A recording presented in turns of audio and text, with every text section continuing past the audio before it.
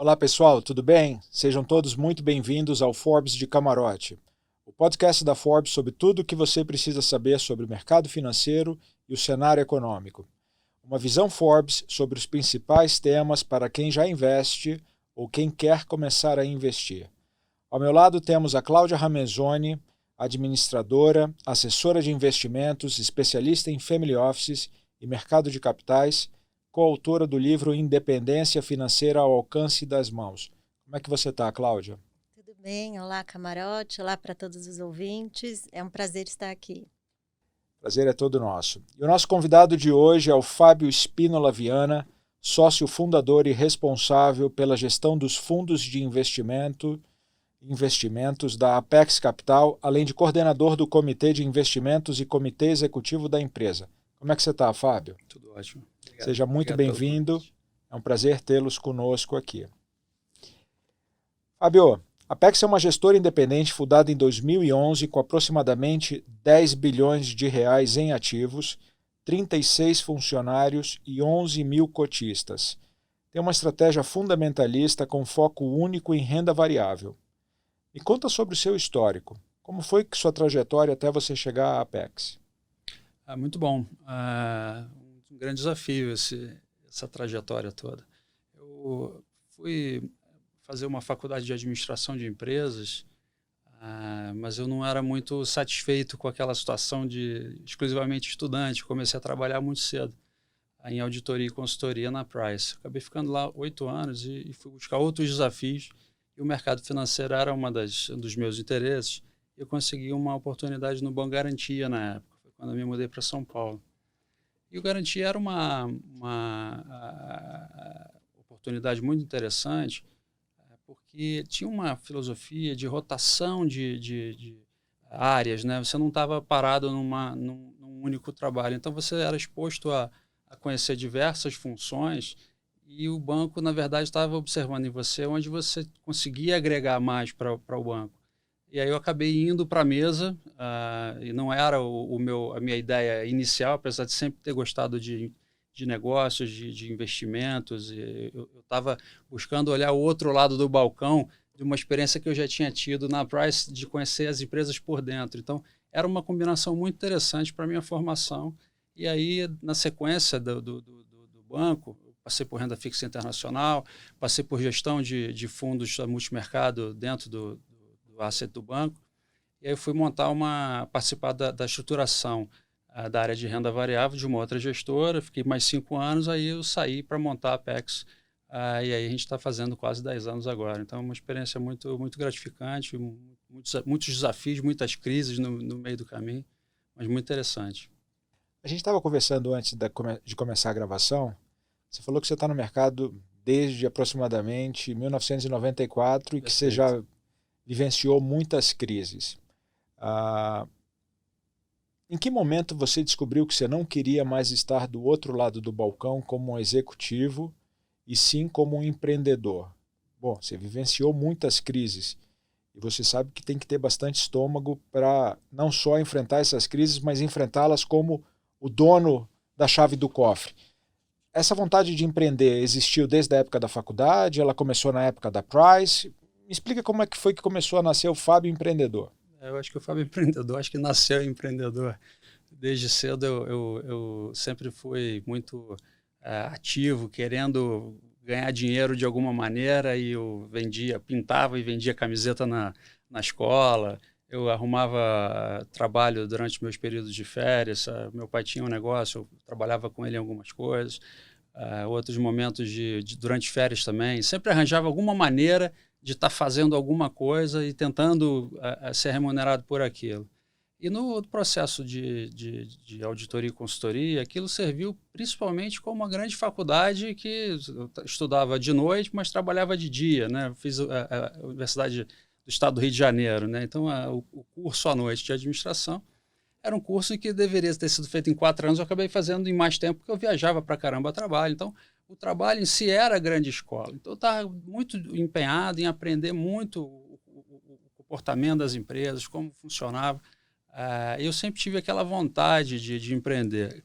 A experiência do banco e estar do outro lado do balcão eu quero dizer, entender a parte financeira toda da operação que eu tinha conhecido na época de auditoria e consultoria. Então, era uma complementação muito boa para mim, né? Quando eu quisesse montar o meu negócio, eu estaria pronto para isso. E acabou acontecendo naturalmente.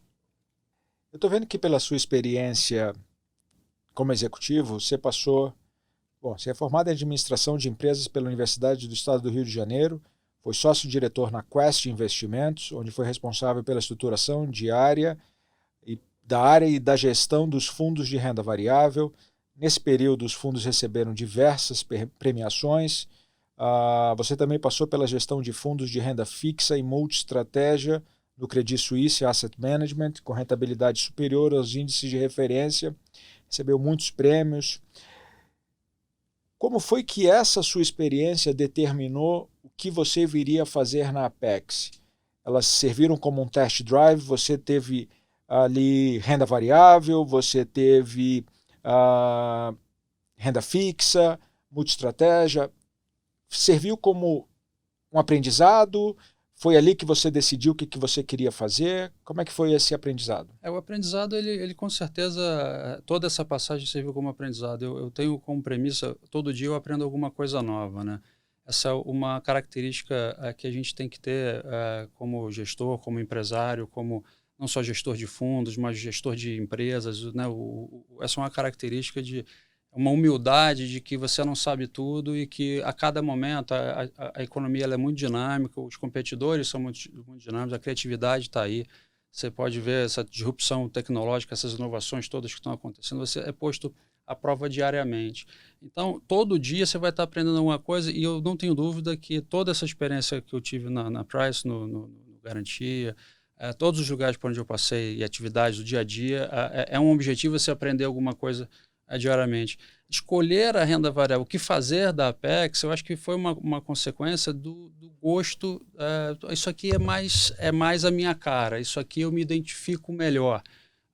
Não tem aquela frase se você escolhe uma coisa, escolhe trabalhar com uma coisa que você gosta de fazer, você não vai trabalhar nunca mais? É um pouco disso. Mas com todos os desafios inerentes à atividade diária, ao ambiente externo. As empresas não existem no vácuo, né? Todo dia o Banco Central vai te direcionar para alguma sinalização de política monetária. Então, os juros, que eu acho que é a principal variável no caso da Bolsa, você fazer desconto de fluxo de caixa, que é a grande base do valuation das empresas. Você tem que estar entendendo fatores de risco, onde você pode estar pisando, onde você não pode estar pisando, se a tua tese está mantida. Então, com mais distante você conseguir olhar para o cenário, os fatores de risco que estão à tua frente, mais distante é o teu horizonte de investimento, mais longo é o teu horizonte de investimento. Então, a renda variável ela acabou sendo uma consequência desse aprendizado todo. A época de empresas, foram 8 anos na Price, olhando as empresas por dentro, finanças corporativas, passei pela renda fixa. Então, você voltar a fazer gestão, você ir fazer gestão de renda variável, nada mais é do que você juntar as duas coisas, entendendo as empresas por dentro, entendendo de finanças, né? Eu acho que é uma direção muito o gosto pessoal alinhado com a formação que você acabou tendo e a experiência que você teve também. Muito legal. E falando sobre a Apex, a Cláudia tem aqui algumas perguntas sobre as estratégias do fundo. Isso, Fábio. Então, eu queria falar dos 3 principais fundos de vocês, né? O Apex Equity Hedge, que é um fundo de long short, que é um fundo com menos risco. O Apex Infinity, que é a estratégia long bias, e o carro-chefe, que é o Apex Ações. Um fundo de 5 bi que começou em novembro de 2011, o retorno 105 contra 59 do Ibovespa, com um pouquinho menos de volatilidade, né? Com menos risco. Então, eu queria saber a primeira coisa desses fundos, como que é feito o processo de investimento? Legal, essa é uma pergunta boa, porque algumas pessoas pensam, qual é a diferença entre eles e tal? Os fundos de ações eles têm as posições compradas, né, naturalmente, e a diferença entre o fundo ações, que a gente chama de long only, esse tem só a posição comprada, e o equity hedge e o long bias eles têm posições vendidas também. Então, o que você acha que tem valor como retorno absoluto, né? Você não tem uma ação porque existe no índice, você precisa estar pareando ao que existe no índice, não é um Ibovespa ativo. Você tem a ação porque é uma ação que você acha que tem valor, que você vai ganhar dinheiro com aquilo. Qual é a nossa missão, né? Vamos dar um passo antes. Enriquecer os nossos cotistas, os nossos colaboradores, os nossos sócios, através de investimentos que sejam bons no longo prazo, que a gente identifique que vão permanecer na carteira. Então, esses investimentos, eles são as posições compradas que você tem no fundo. Então, quando você tem a possibilidade de fazer posições vendidas, elas acontecem porque a empresa está sofrendo alguma competição ou não está fazendo a sua execução de forma devida, ou o mercado acha que vai crescer muito mais do que você acha que vai crescer, então tem uma arbitragem para ser feita. Então, você aloca posições vendidas. Essas posições vendidas vão entrar no Equity Hedge e no Long Bias.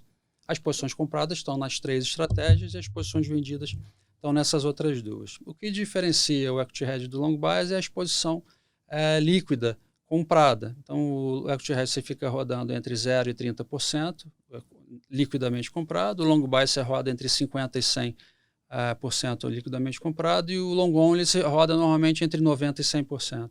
Mas com essas diferenças de alocação. Para simplificar isso. Tem mais detalhes, mas com isso daí acho que dá para entender bem. Isso, e outra coisa que eu queria saber é quantas posições vocês costumam carregar por fundo? Tem alguma meta de vocês ou fica aberto? Normalmente a gente carrega de 20 a 25 nomes, mas o risco, a maior parte do risco, normalmente 75% da concentração de risco está em 15 papéis.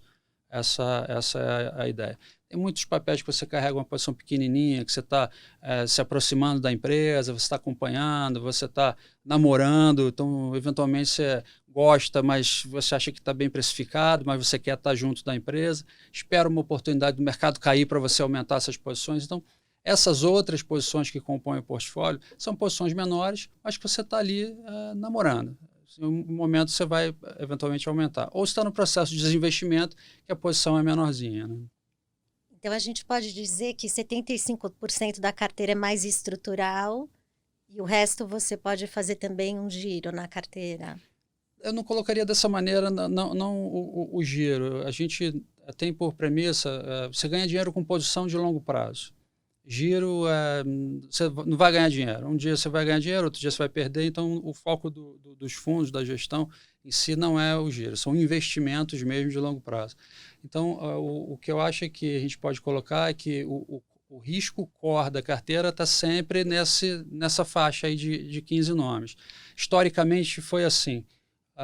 Então, o resto são posições que você, ou que são menos líquidas e pelo risco de liquidez do portfólio você não quer aumentar, e que não deixa de ser estrutural, uma posição de muito longo prazo, ou nessa situação de você estar ali e você quer aumentar, quando o mercado te der uma oportunidade e tiver uma queda maior, você eventualmente vai aumentar essa posição.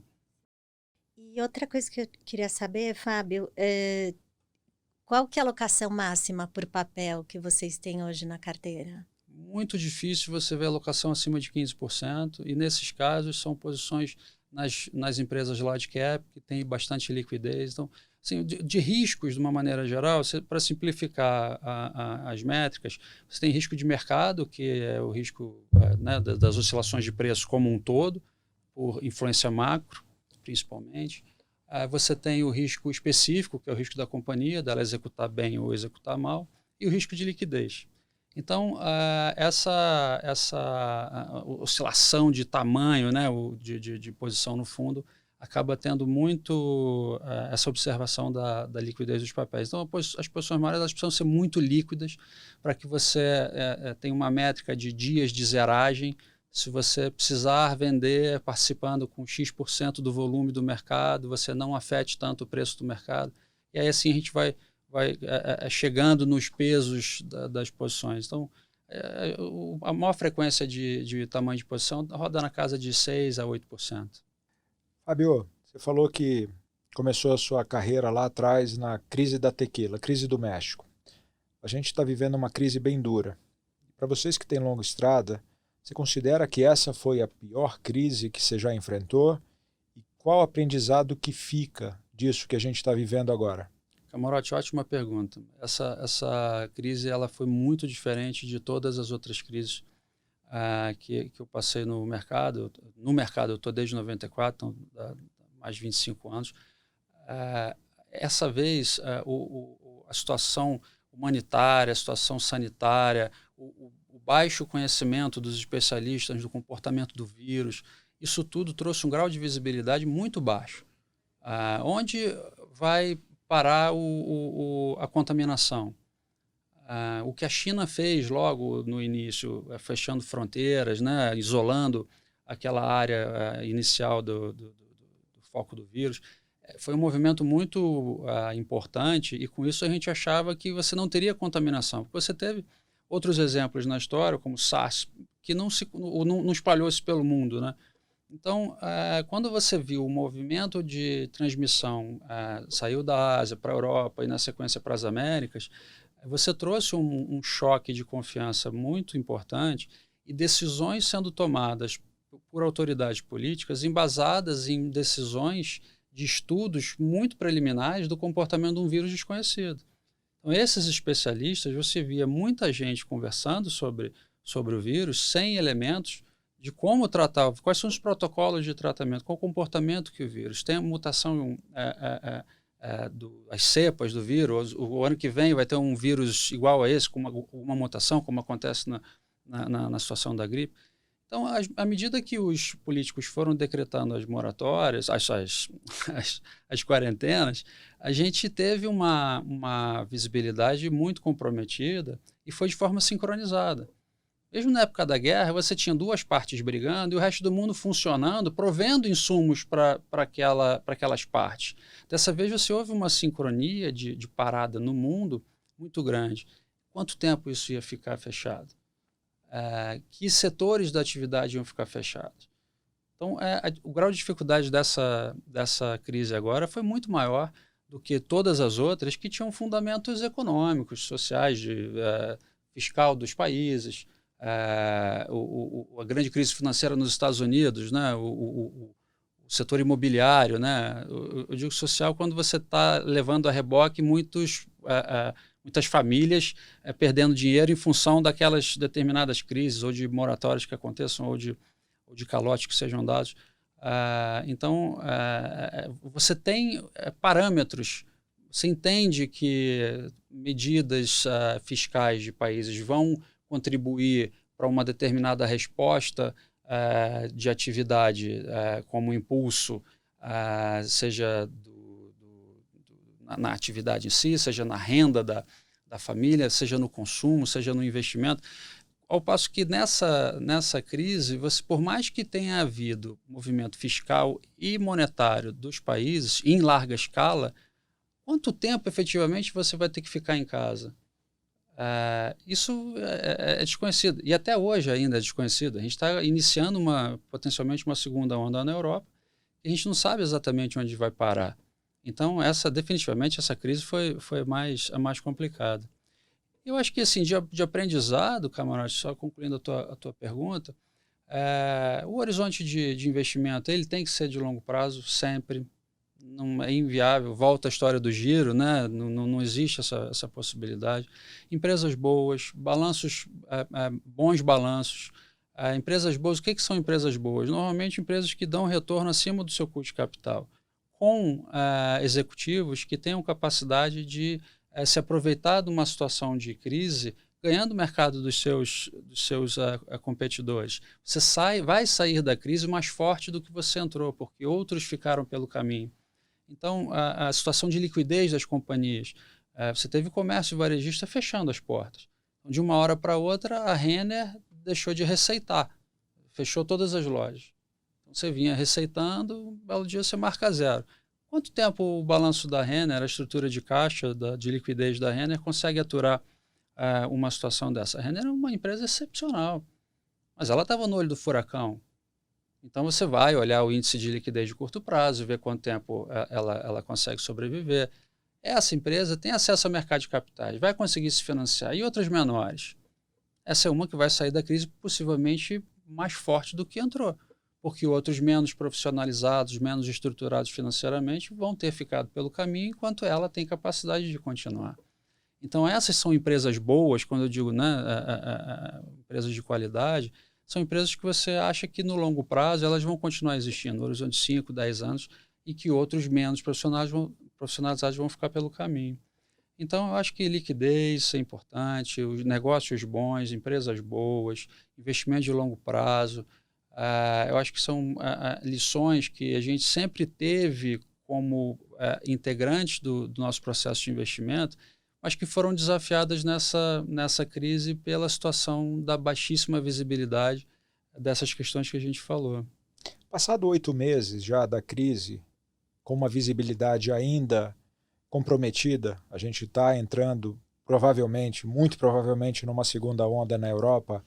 É possível afirmar que essa recuperação será em V, como alguns economistas preveem, ou você não faria essa afirmação de forma tão assertiva? A gente tem uma percepção de que ela é uma recuperação em 2 estágios, né? É um V assimétrico, né? Como você fechou parte da economia, no momento que você reabre, ela volta rapidamente. Essa seria a primeira parte do V, né? E o segundo, e como você teve muito estímulo fiscal e monetário, essa recuperação foi muito rápida até agora. Só que você vai diminuir estímulos daqui para frente, você vai retirar. O Corona Voucher em algum momento vai diminuir, ele já diminuiu, vai parar. Então a recuperação daqui para frente a gente acha que é mais lenta. Então, na situação de Brasil, isso é um fato. Eu acho que em outros países no mundo essa situação também vai acontecer dessa maneira. Quem tem mais espaço fiscal, né, países, governos que têm mais espaço fiscal, podem continuar por mais tempo dando estímulos. Países como o Brasil, que já deram uma sobrecarga fiscal muito grande nesse momento, nesses últimos meses, não tem espaço para continuar caminhando nessa direção. Saídas existem, mas não tem nenhuma saída fácil. Então, você vai ter que compensar com algum aumento de imposto, possivelmente. Como é que você endereça o fiscal daqui para frente? Esse é o maior ponto de interrogação da situação brasileira no momento, né? O V assimétrico seria mais um W ou é um V assimétrico mesmo? Tem uma sopa de letrinhas aí, Camarote, porque pode ser um W, pode ser um K, porque você caiu, volta, e aí tem setores que estão indo para baixo, piorando muito, tem setores que estão andando bastante, como setores que se beneficiam da tecnologia, o e-commerce, por exemplo. Então, tem letra para todos os gostos. Falando então, isso que você falou de aprendizado, acho que experiências, aprendizados vão fazendo o estilo de cada gestora. Eu queria saber um pouco qual que é o estilo da Apex, no que se diferencia. A Apex tem uma equipe, né, que está junto há muito tempo, né? Assim, até a decisão de montar a Apex, como é um negócio de pessoas, você precisa ter a certeza, né, ou a convicção, né, ou a confiança de que você consegue performar, que você consegue entregar rentabilidade com aquela equipe que está junto. Então, isso é um ponto super importante desse nosso negócio de pessoas. Então, acho que o primeiro ponto é essa equipe que está junto há mais tempo. Eu acho que um pouco da minha história, por ter passado por renda fixa, então eu tenho uma compreensão macro que me ajuda a tomar decisões, talvez com um horizonte um pouco mais distante, identificação de fatores de risco que possam vir a impactar. Essa história do longo prazo, o longo prazo ele não existe, né? O longo prazo é o somatório de todo dia, você olhando as informações de curto prazo para tentar construir o longo prazo. Então, se a gente consegue, hoje, se eu fosse revisar a minha atividade de Brasil, seria para cima ou para baixo? Para cima. Amanhã você se pergunta a mesma coisa. Então, todo dia você vai empurrando o teu horizonte para frente um pouco mais. Se não, hoje eu diminuiria a atividade. Opa, peraí, então levantou uma bandeira amarela aqui, assim, eu preciso mexer na minha posição, eu preciso mexer no modelo de valuation da empresa, porque tem algum indicador que possa estar sinalizando uma parada, a minha tese está encurtada por esse.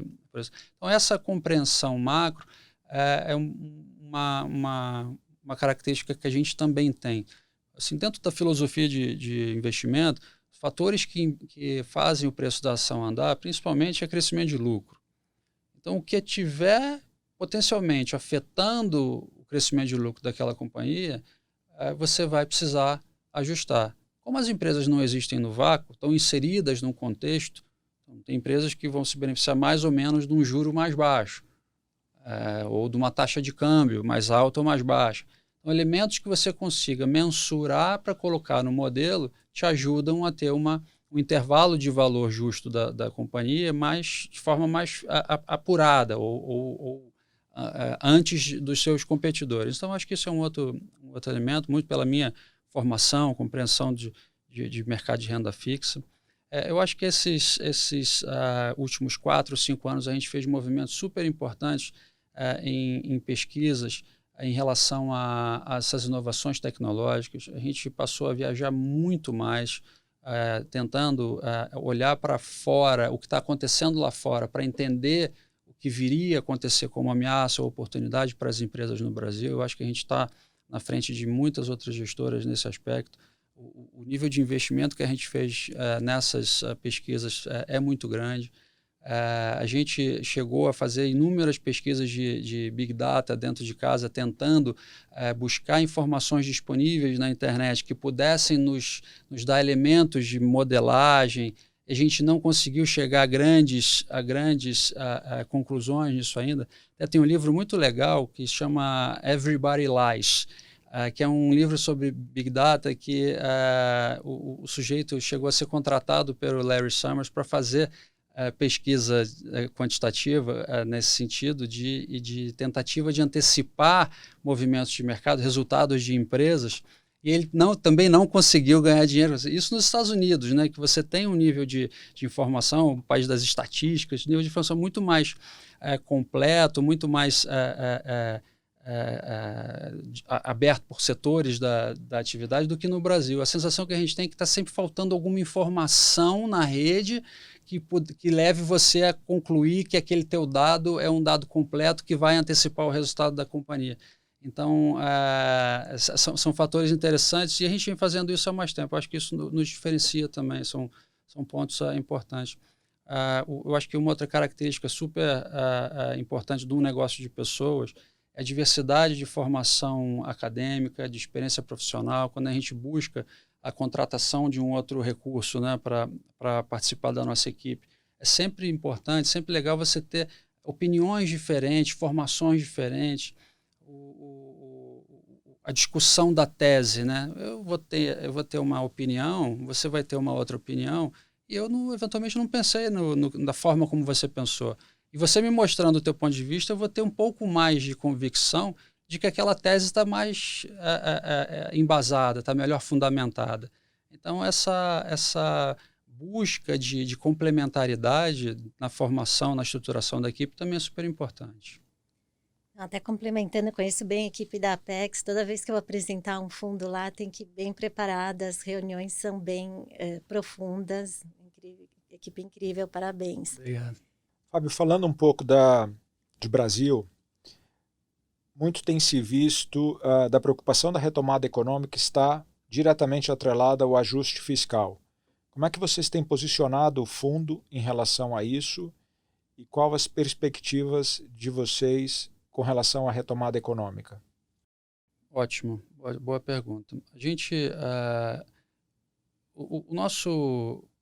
nossa matéria-prima são as empresas, né? É onde a gente aloca capital e a valorização do preço das ações dessas empresas é que dá um retorno dos fundos. Quando a gente consegue ter alguma visibilidade macro que nos dê o elemento de convicção de que aquela trajetória de crescimento pode ser maior do que o mercado está precificando, ótimo. A gente consegue fazer a estruturação de um cenário base e um cenário otimista que pode ser uma ocorrência. Ou um cenário pessimista que também seja uma execução pior do que o mercado tem. Então, quando a gente olha para a situação atual, o fiscal ele é de fato um problema, tem solução, mas não tem solução fácil. tem que ter vontade política para resolver essa questão. Eu acho que com a liquidez que existe no mundo hoje, seja por estímulos monetários, seja por estímulos fiscais, é uma situação de abundância de risk-on no mercado, que qualquer intenção do governo local, junto com o legislativo, que sinalize a adoção da agenda de reformas, vai ajudar muito o ambiente para a Bolsa no Brasil, porque os juros podem ficar baixos por mais tempo. Só que essa clareza a gente não tem, porque não existe hoje uma sinalização clara de que o governo vai executar. Existe a discussão, vamos na direção de manter o teto de gastos. Eventualmente você vê uma sinalização oposta a essa. Então gera uma desconfiança. O câmbio, parte do movimento do câmbio como está hoje é em função disso, parte do movimento da curva de juros como está hoje é em função disso. Existe um endividamento muito maior hoje do que antes da crise do Covid. Então, nessa indefinição macroeconômica, eu não consigo atribuir muita probabilidade de um cenário otimista ou um cenário pessimista. Então, vou ficar no cenário básico, que é o quê? A consolidação fiscal está mantida, mas é um crescimento muito baixo. Então, vou ficar só no micro. Se eu tenho um pouco da percepção macro, eu consigo direcionar um pouco mais do fundo para isso. Aumentar posições que possam se beneficiar eventualmente um crescimento maior, ou ir para uma posição mais defensiva se eu tiver um crescimento menor. Mas as posições, possivelmente, elas serão as mesmas, estão lá. Eu posso oscilar tamanho de posição. Por quê? O micro é o que conta para mim na construção da carteira. São empresas boas, são empresas que tenham estrutura de capital que são que tenham liquidez, que vão me carregar, ajudar a ter crescimento no longo prazo. Então, assim, o macro vai ajudar em bastante situações, mas o cenário que a gente vê hoje é um cenário que você vai meio que empurrando com a barriga. É o muddling through. Então, essa situação, enquanto eu não tiver uma tendência muito clara, eu vou ficar só no micro que me dá sustentação de conseguir entregar a rentabilidade. No momento que eu tiver alguma visibilidade macro com mais clareza, eu posso dar um peso maior ou menor em algumas ações que eu tenho no portfólio. Então, hoje a alocação ela é muito micro. E aí a gente tem alguns temas que eu posso falar aqui que a gente está trabalhando para tentar exemplificar um pouco do portfólio, que são temas de longo prazo. A gente busca, assim, quanto mais secular seja o tema de investimento, mais vento de cauda aquela empresa vai ter. Então, existe um tema, mas eu preciso achar alguma empresa que esteja inserida naquele tema, que esteja com valuation que eu julgo que está descontado. Então, o sistema de saúde, o envelhecimento da população, isso é um sistema, é um tema que envolve a cadeia de saúde, que ela é muito ampla. Tem diversos tipos de provedores ao longo da cadeia de valor de saúde. A carta que a gente escreveu esse último trimestre aborda um dos temas que a gente tem dentro do tema de saúde, que é o século da biologia, que está mais voltado aos grandes investimentos que estão sendo feitos de investimentos na biotecnologia, biomedicamentos, e que a empresa que a gente achou com um valuation bastante descontado para isso, ela pega carona nessa tese e ela funciona um pouco como ela é uma provedora de insumos, de serviços, de equipamentos para as indústrias de farma e as indústrias de biotecnologia, que estão fazendo a pesquisa e desenvolvimento de medicamentos em si. Então, ela tem uma estabilidade de execução muito maior do que a empresa de biotecnologia, que fala assim, olha, eu descobri um medicamento novo, foi aprovado, o preço da ação dessa empresa sobe. Não foi aprovado, o preço da ação dessa companhia cai. É muito binário. O provedor de insumo ou de serviço ou de equipamento para essas empresas, ela tem uma estabilidade de execução muito maior. É como se você estivesse fornecendo a pá para a corrida do ouro. Essa é uma das teses que a gente tem no portfólio e essa é uma tese de muito longo prazo, que é o envelhecimento da população. Todos os investimentos que estiverem sendo feitos na direção de saúde para esse tipo de bônus demográfico que já virou, se você achar empresas boas que estão dentro desse tema, isso pode fazer parte do portfólio.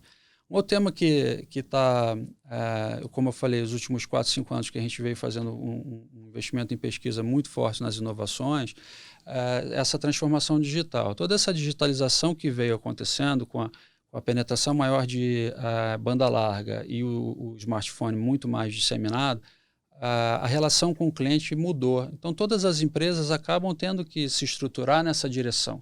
Daqui a 5 ou 10 anos, a relação vai ser bem mais diferente do que é hoje. Então, você tem aí os temas de digitalização, que é o comércio eletrônico. Esse é o principal e que ajudou bastante agora na Covid. Imagina a gente estar em quarentena sem ter o comércio eletrônico, sem ter a entrega de comida pelos serviços de entrega rápida. Então, esse é um outro tema importante. Então, você tem essa digitalização do e-commerce. Passou-se por um período em que você acreditava que as lojas físicas iam acabar. Então, hoje já se percebe que as lojas físicas são uma necessidade para você estar mais próximo ao consumidor e entregar mais rápido algum pedido que ele tenha feito de forma digital. Você tem meios de pagamento também, que você está indo na direção de deixar de usar cédulas e cartões de plástico, na direção de usar pagamentos e transferências eletrônicas. O Pix está aí, uma realidade que vai começar agora em novembro. Já é uma realidade na Índia, onde foi uma base muito importante de percepção de como pode funcionar para o Banco Central aqui implementar essa tecnologia. Os juros baixos, né? Se a gente continuar com os juros baixos, eu acho que é uma situação de o aprofundamento financeiro, né? São as plataformas de investimento que estão aí para desconcentrar o oligopólio brasileiro do banco, né? Os 5 grandes bancos comerciais. A competição está dada. As fintechs estão aí para buscar um espaço, a democratização do investidor, né, da informação chegando na mão do investidor, que antes não chegava. Então, tem esses são temas bastante presentes, muito importantes. Outro tema que é legal, que tem na carteira também, que a gente sempre tem que buscar, são as vantagens competitivas do Brasil. Isso principalmente está na produção e na extração e produção de commodities, né? Você tem o minério, você tem papel celulose, são a cadeia de proteínas. Essas são vantagens competitivas do Brasil que você vai estar sempre sendo o determinador, né, o price setter do mercado. Então, são características que a gente está sempre olhando como quão longo, quão secular, quão distante você consegue enxergar essa tese de investimento, né? Eu acho que quem está nos ouvindo teve uma riquíssima oportunidade de entender como pensa e como age o gestor de um grande fundo. Eu acho que muitos de vocês se perguntam o que se passa na cabeça de um tomador de decisão na hora de investir. E eu estava ouvindo aqui, imaginando vocês que estão aí do outro lado, aprenderam bastante nessa belíssima explanação feita pelo Fábio. E aproveitando a carona nisso que você falou, eu tenho certeza que muitos dos que estão nos ouvindo sonham em algum momento em se tornarem gestores ou trabalharem numa gestora. E conta um pouco como é a sua rotina. Eu sei que um gestor não pode olhar apenas para o mercado local. Vocês têm que acompanhar o que está acontecendo no mundo, e o mundo gira 24/7. Que hora você acorda? Quais são os mercados que você olha? Como você toma suas decisões antes do mercado abrir? Você acorda, você vai olhar o mercado asiático, você vai olhar o europeu? Conta rapidamente o que você faz para acompanhar o que está acontecendo lá fora. Essa questão é uma questão interessante. Eu acho que, assim, para você ser um gestor, você tem que ter algumas características que casem com a função, né? Você ter naturalmente essa aptidão. Mas eu não acho que é diferente de um gestor de uma grande companhia, ou gestor de uma pequena companhia, um empreendedor. Eu acho que a principal característica é você estar sempre duvidando das tuas convicções, se perguntando se aquelas tuas convicções elas estão corretas. Onde eu vou errar? Onde eu posso ser pego nessa minha convicção aqui que eu não tenha visto? Então, as conversas, como eu falei, a diversidade da equipe, ela é super importante, porque vai testando a tua tese. Quem pode contribuir com alguma opinião em cima dessa tese aqui? E se todos acabam tendo tido uma escolaridade diferente, né? Ou criação em famílias diferentes, faculdades diferentes, gostos diferentes, hobbies diferentes, viagens diferentes, tudo diferente, ou mais diferente, melhor, né? Essa é uma discussão importante, porque vai agregar opiniões diferentes. Mas se você está sentado aqui no seu negócio, ou se você está sentado na mesa de uma gestora, a tua característica de estar sempre insatisfeito, querer fazer o negócio crescer, você ser incansável, né? Assim, todo dia você sai do escritório achando que você deixou alguma informação sem ter sido lida. Isso é um fato. Você não vai conseguir ler tudo. Principalmente no mundo que a gente vive hoje, com informação abundante que não para de chegar. Né? É uma avalanche. Então, grande parte do nosso trabalho é separar o que de fato é importante. Que horas você começa a consumir informação? Na hora que eu acordo, né? Assim, quando a família não reclama, já no café da manhã eu já estou olhando, né? Os aplicativos, a Bloomberg é uma grande fonte, mas você tem diversos outros aplicativos e periódicos que são especializados e onde você vai buscar informação de setores que você tem investimentos. Então, quando a gente chega no escritório, cada um faz a tua leitura e a gente tem a nossa reunião matinal, que é diária. Então, cada um fala um pouco do que leu dos seus setores. Com isso, você consegue cobrir um número maior de informações em função dessa incapacidade individual de você ler tudo. Então, o que a gente sempre conversa lá, assim, tenta filtrar o que é de fato importante, porque senão você vai se perder, porque é muito fácil se perder, porque o número de informações ele é muito grande. Então, dito isso, a gente termina a nossa reunião, a gente discute se a gente precisa fazer alguma modificação nos modelos que possa ter impacto no nosso preço-alvo de cada investimento que a gente tem, ou se apareceu eventualmente alguma ideia nova para ser discutida, e aí você delibera, que olha, vamos começar a pesquisar essa situação, seja um tema, seja uma empresa, e aí o mercado abre. Então, se você precisar executar uma ordem ou não, os traders estão lá para fazer essa execução, e ao longo do dia você vai continuar conversando sobre as teses que estão vigentes, ou sobre novas teses. Você vai conversar bastante com as empresas, eventualmente você tem as conferências onde as empresas estão lá para você conversar com elas, você vai fazer viagens, você vai fazer as leituras dos periódicos que você acha interessante, você vai ler um livro, você vai...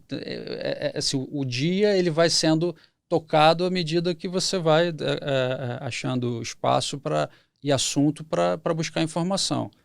Tem que ler muito, tem que estudar muito. Todo dia você vai aprender um negócio novo. Querendo ou não, você vai aprender um negócio novo. Você vai ter sempre uma informação nova de alguma empresa que descobriu uma tecnologia mais moderna de fazer um determinado processo que era feito de uma forma, vai ser feito de outra, que traz um ganho. Quanto disso pode impactar a empresa? Isso é uma oportunidade para essa empresa adquirir esse conhecimento para colocar no modelo como uma oportunidade de ganho? Ou é uma ameaça que ele vai começar a ser um competidor e vai tomar mercado do teu espaço atualmente? Agora, quando a gente fala disso tudo, se você está sentado aqui na tua cadeira, você deve estar olhando coisas semelhantes. Você como empresário, se você quer fazer a tua empresa crescer, é uma característica que vai estar inerente ao gestor, ao empresário camarote, a qualquer empresário de empresas de qualquer tamanho. Essa característica incansável, que está sempre insatisfeito. E é interessante, eu falo para a turma lá o seguinte, você viver melhor com o teu estômago, você vai ter que sair daqui um pouco mais tranquilo quando você tiver ganho dinheiro. Porque mesmo quando você ganhou dinheiro, você poderia ter feito uma posição maior, você teria ganho mais dinheiro. E quando você perdeu, você vai sair daqui insatisfeito porque você perdeu o dinheiro.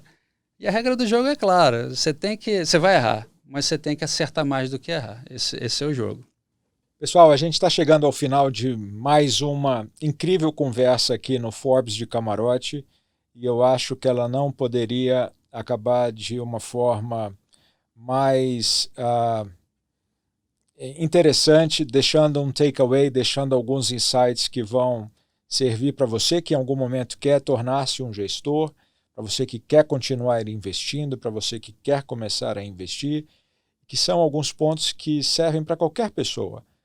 Continue sempre estudando, questionando suas decisões, se elas estão realmente acertadas ou não.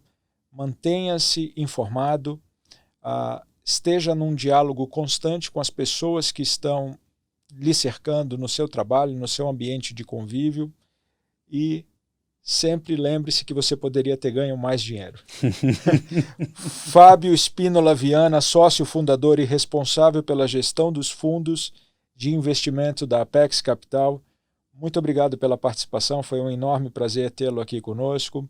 Cláudia Ramenzoni, obrigado por tê-la mais uma vez nos ajudando na conversa aqui no Forbes de Camarote. Foi um grande prazer tê-los aqui. Obrigados a todos vocês que estão nos ouvindo. Eu espero reencontrá-los em breve, aqui e em outras plataformas da Forbes. Muito bom, muito obrigado. Muito obrigada, Fábio. Obrigada, Camarote. Até a semana que vem. Tchau, tchau, gente.